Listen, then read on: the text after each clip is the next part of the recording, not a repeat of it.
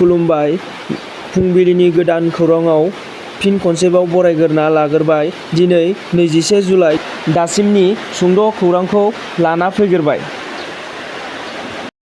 गिबि खौराङावनो दङ आसामनि एसटि फरायसाफोरनि थाखाय स्कलारशिपआ एप्लाइ जागायबाय। सोलोंथाइ मन्थ्रिया बयखौबो एप्लाइ खालामनो थिनदों आरो बियो जादों प्रि मेट्रिक स्कलारशिप।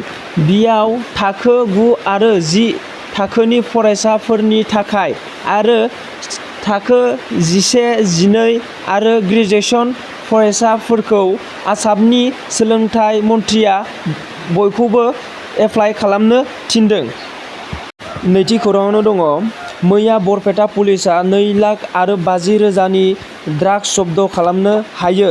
पुलिसनि बुंनाय बायदिबा बियाव गोबां लाइमोनफोर दंमोन होनना मिथिनाय जायो, नाथाय पुलिसआ निथुल कलिताखौ हमनाय जायो।